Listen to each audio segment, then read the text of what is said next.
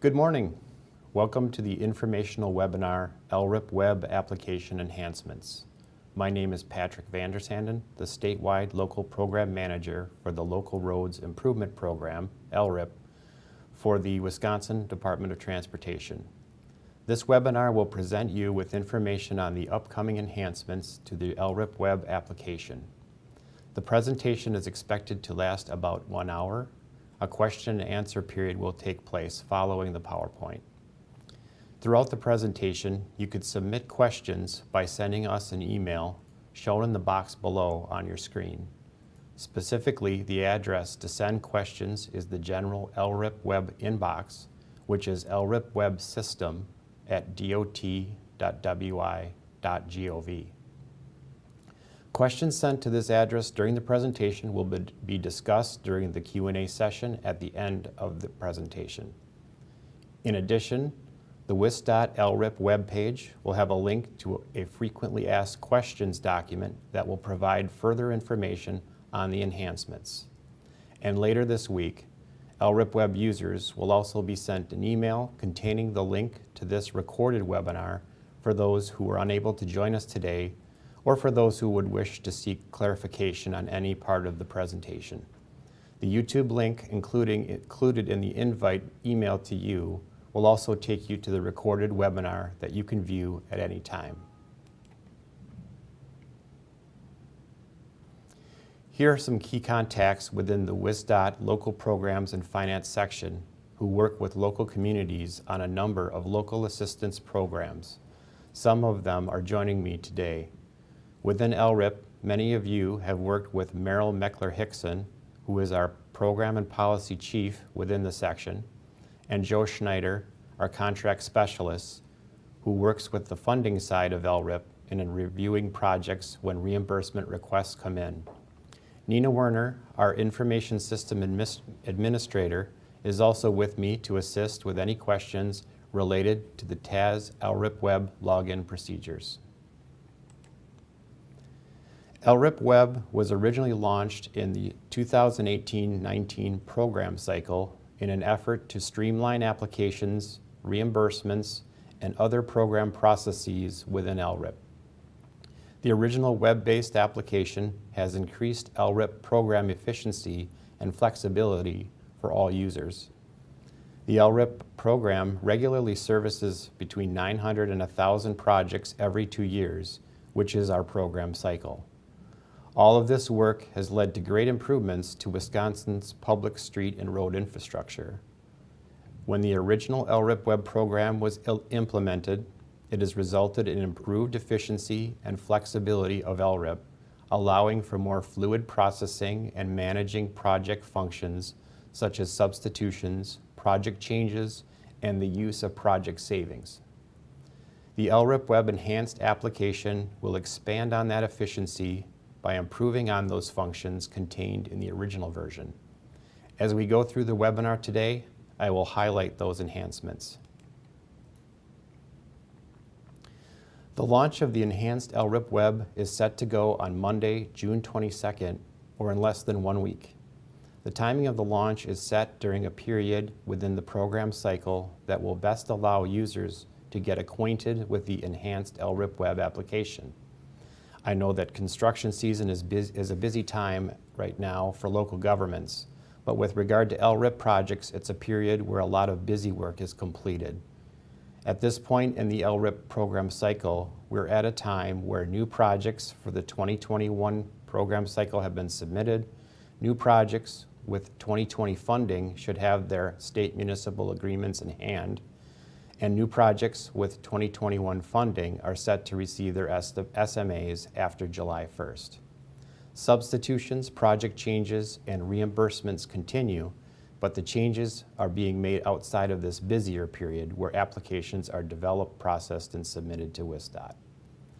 The enhanced application will allow for ease in working within the system and in simplifying all necessary LRIP procedures, including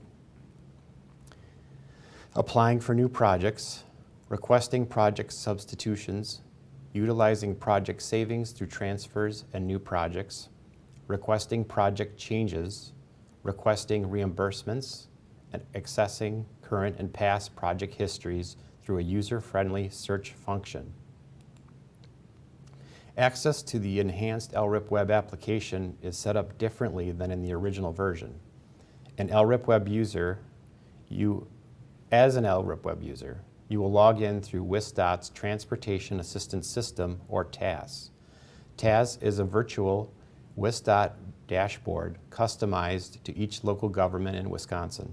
Further information on TAS and logging into the system via TAS will be shared later in the presentation.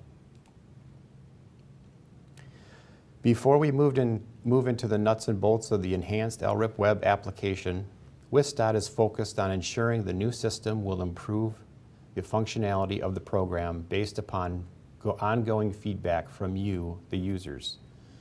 Recently, we were fortunate to have volunteers from our external stakeholders from the Wisconsin County Highway Association, the Wisconsin Towns Association, and the League of Wisconsin Municipalities testing the LRIP application and offering feedback on the system.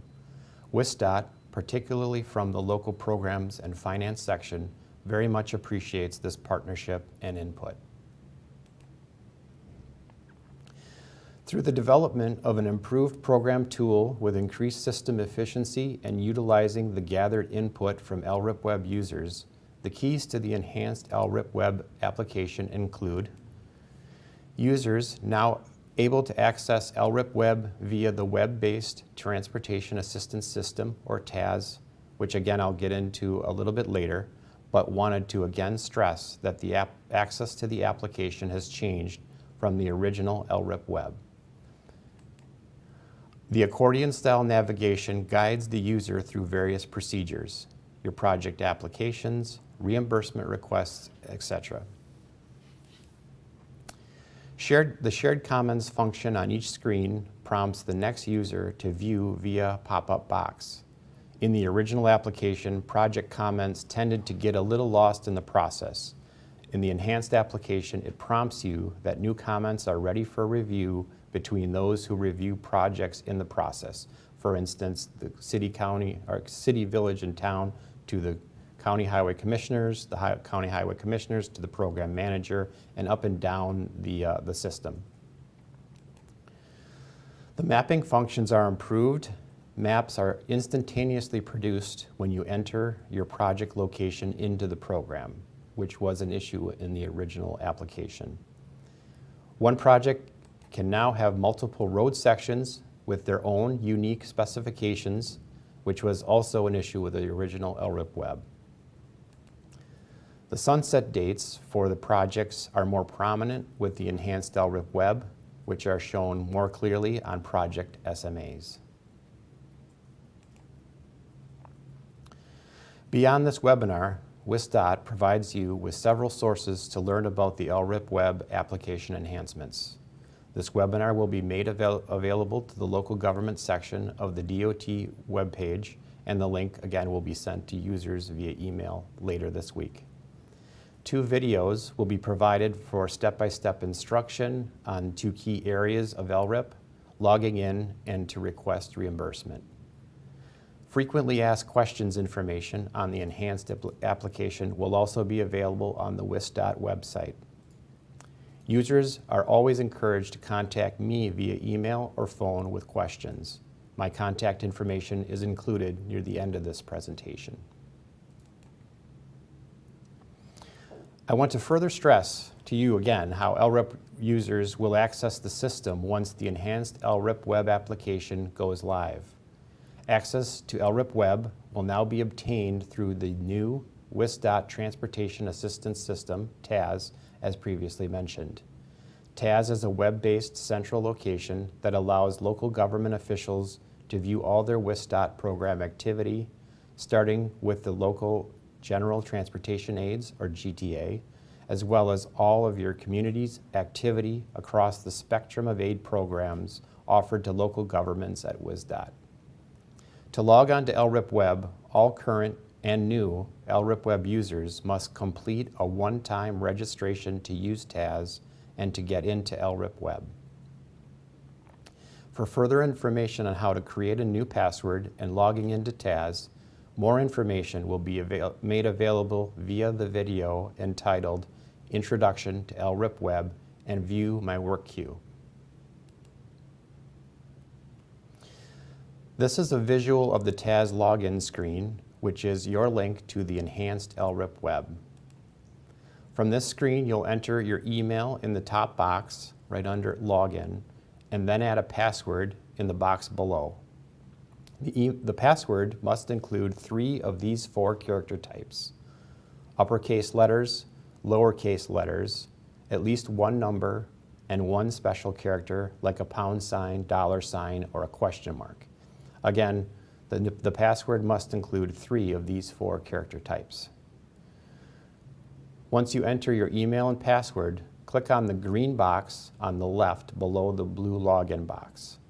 After clicking the green box, check your email, the one you just used in the top box to register. A message will arrive for you to confirm your email address. If you do not receive the email, please check your spam folder or firewall information to see if the email was sent there first. That email will come from this address, lripwebsystem@dot.wi.gov. After completing the registration once, you will be recognized by the system and not need to register again.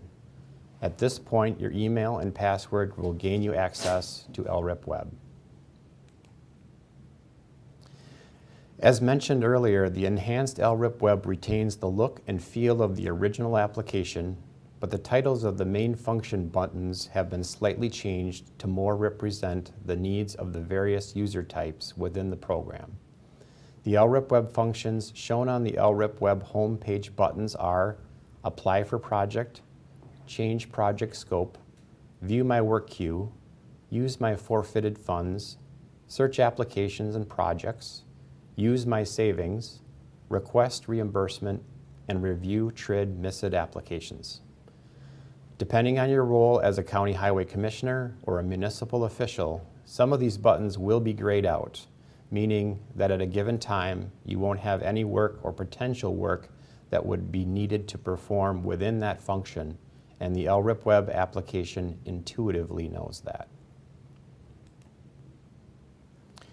Here you see the LRIPWeb landing page or home screen. Again, the look of the page is similar to what users should be used to from the original LRIPWeb application. The buttons have been enhanced for ease of use and greater understanding of the various LRIP procedures.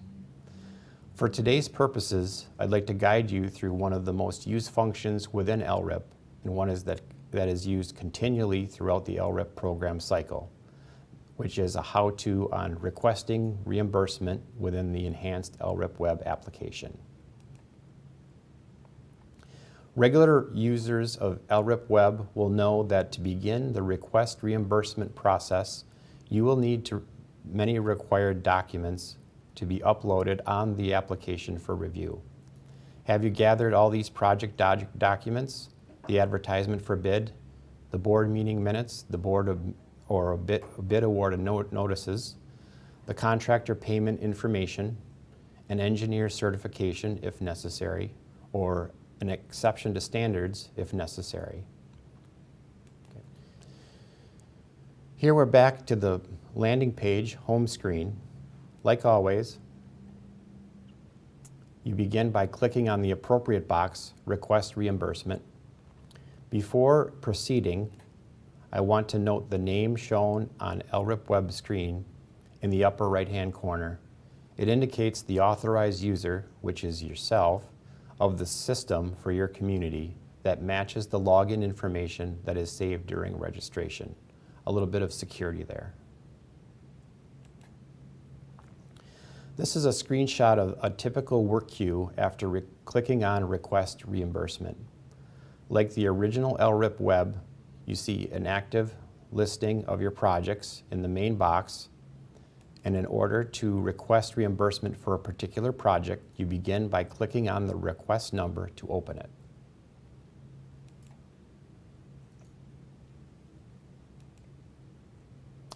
Once you click on a project, the system prompts you with a pop-up box asking if the project you are seeking reimbursement for is complete and if your contractors have been paid in full prior to proceeding. Behind the box, you'll also see a different box showing a log of comments on the project. I will explain that in a later slide. If you're confident in answering yes to these questions, click yes. If you click no, the application will not allow you to proceed. Once you have all your documents ready and you know that your project is complete and your contractors are paid, you come to the initial request reimbursement page. Here you see all the steps on the reimbursement request process, all six of them on one page. In the original LRIPWeb, the application steps were set up in what I would describe a page-by-page format. The enhanced LRIPWeb is set up in an accordion-style open-close format. To better describe this change, let's say you're in the middle of your request reimbursement process, and for example, you're working on step 5, attachments, and you want to go back and review the improvements in step 2. Instead of having to click the previous button on each page going backward, in the enhanced LRIPWeb, you can easily move to any step in the process by clicking on its top banner. In conjunction with this webinar, WSDOT again will present a video called Introduction to LRIPWeb and View My Work Queue for further instruction on how to navigate the application using this accordion-style maneuvering. Now back to our reimbursement request. This slide shows a visual on what steps 1 through 3 look like. Step 1 shows the recipient, which is you, a city, village, or town official. Like the original LRIPWeb, information on the fiscal year for the project is shown, and the local officials within your community is also there. Your head of government, a mayor, village president, or town chair, and for counties, a county highway commissioner, your municipal or county clerk, and your municipal or county treasurer. Step 2 is your improvement type, where you can review what was completed on your project, whether it be a reconstruction, resurfacing, or pavement replacement. You can review whether your project needed a bike resolution, or you can check your pavement type, hot mix asphalt, concrete, or other, and whether your project adheres to the appropriate state standard specifications. Step 3, the project location, is shown here on the bottom 2 screens, where you review your en route, the improvement dimensions of the road or street within your project. This information verifies that the constructed project matches the project that your community received LRIP funding for. One aspect of this screen I would like to highlight, and is the case for all other screens within the application that have boxes that require drop-down data entry, is that when entering information in the drop-down boxes, you have a color coding. In this screenshot, you'll see that items that have an incorrect entry are shown in red, while items that are shown in green tell you that a necessary entry is ready to proceed. Here's a closer view of step 3, the project location. On this step, you will see your project location and proposed improvement. A new graphic is shown on the right. It shows the applicant, or LRIPWeb user, the dimensions and location of the travel widths and shoulder widths of the project. The original version of LRIPWeb sometimes brought confusion by users on reporting travel widths. Sometimes reporting a per lane travel widths were shown as the full total of travel widths over 2 lanes. This improvement is in place to address that confusion. This screen also shows a more close-up view of how the drop-down boxes are aligned with entering the project thickness, travel width, and the shoulder widths. Located in the lower left section of each screen is the comments box. This is where applicants, local officials, county highway commissioners, or myself as the program manager can enter comments with information about the project. It is particularly useful for unique circumstances. In the enhanced LRIPWeb application, the comments section has been improved to where any comments entered in this box will all automatically be recorded in the comments log box.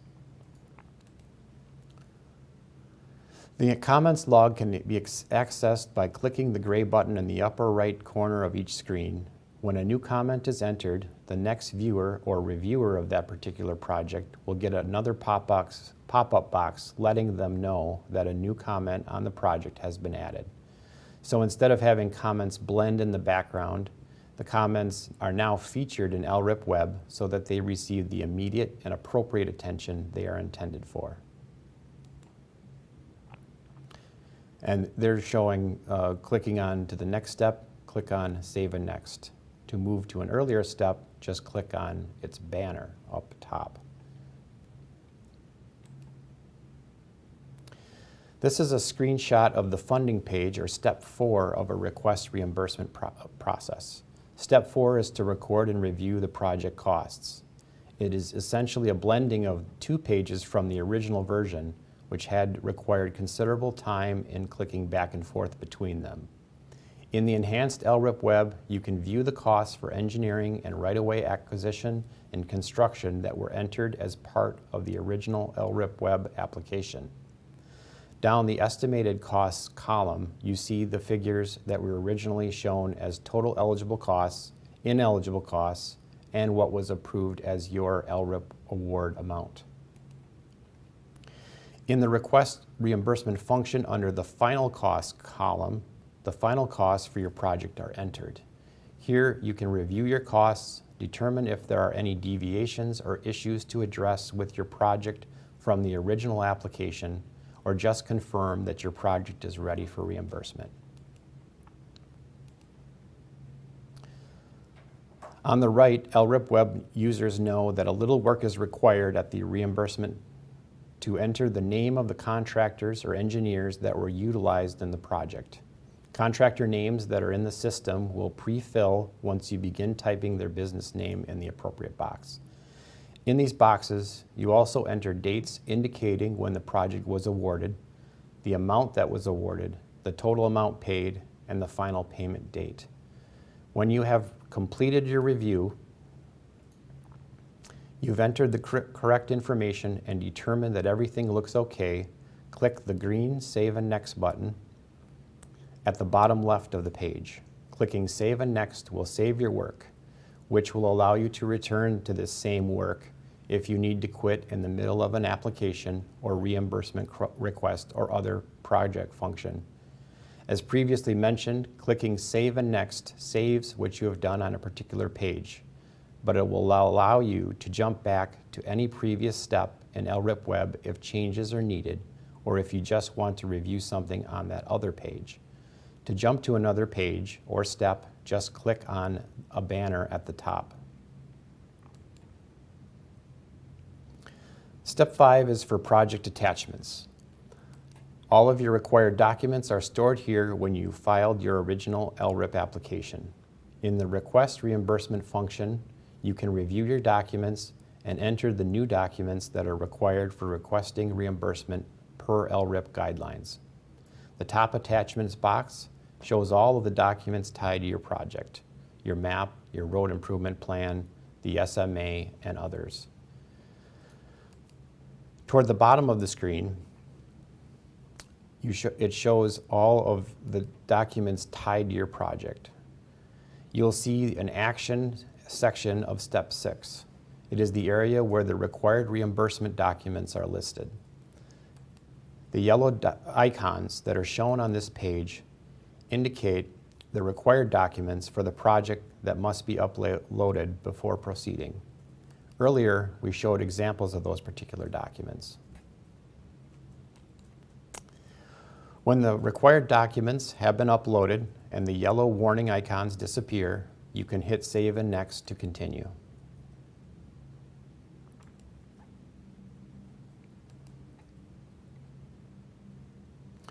The final step, Step 6, is the Terms and Conditions page.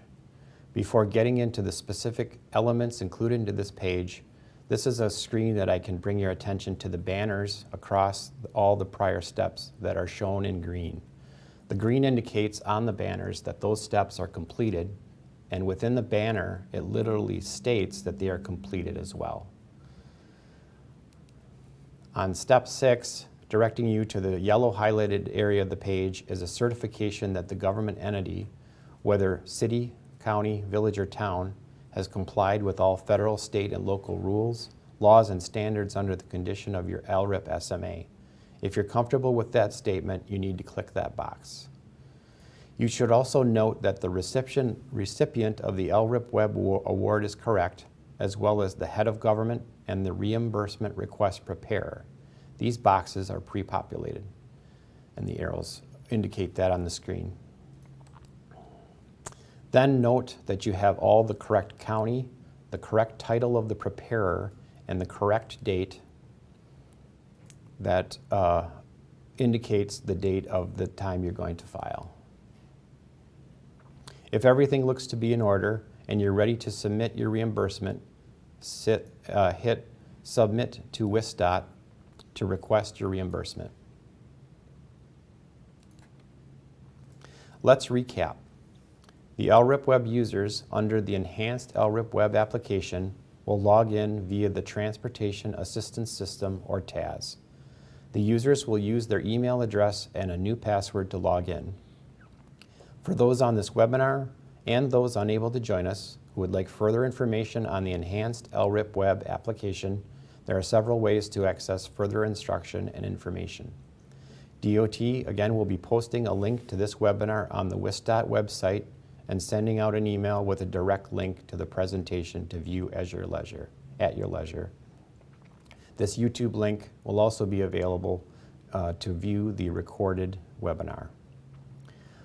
More detailed tutorials on how to log in and understand how to utilize the functions of the Enhanced LRIPWeb application in video form will also be made available. The LRIPWeb videos include Introduction to LRIPWeb and View My Work Queue, Request Reimbursement, which digs in deeper from this presentation to instruct you on how to file your reimbursement requests, Search Applications Projects, which shows you how to manage your LRIPWeb projects, and Apply for a new biennium project, which is prominent at the beginning of each LRIP program cycle. Once more, the LRIPWeb transition to the LRIPWeb Enhanced is set for June 22nd or next Monday. Just a couple final points to emphasize here. The LRIPWeb application will be down beginning tomorrow, June 17th, up until the go live of the Enhanced application on June 22nd.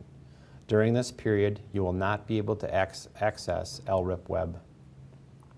If you're a current LRIPWeb user and used a bookmark for quick access to LRIPWeb, you'll need to update your computer bookmarks when the Enhanced system goes live. Here's a recap of the key contacts for LRIP within the Local Programs and Finance section at WSDOT. Meryl and Joe are with me today to assist with any questions that come up during our Q&A period and the emails that have been flowing in. Nina will also is also with us to assist with technical questions about the login process.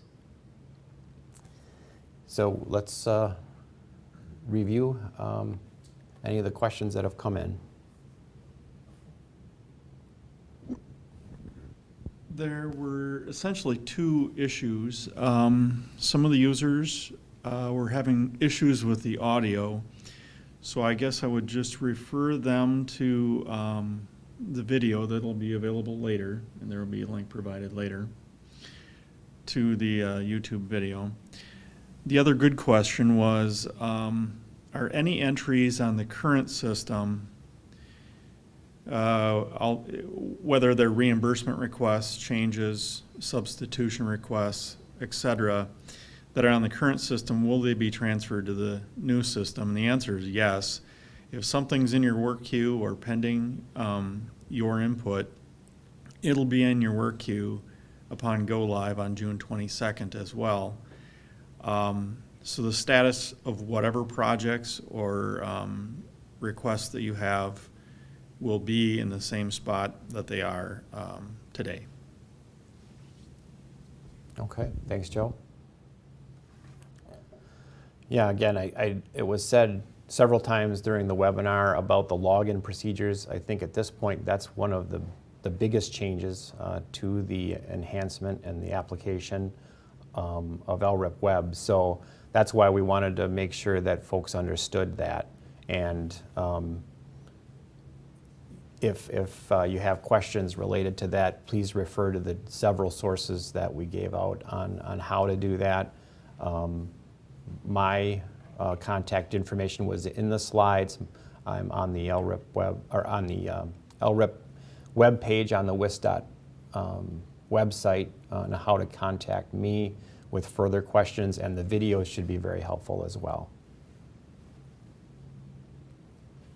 Anything else that flowed in that we could see? Okay. With that, I would just like to thank you on behalf of my colleagues here for your time in participating in the webinar. WISDOT truly appreciates your efforts to improve your local public transportation infrastructure.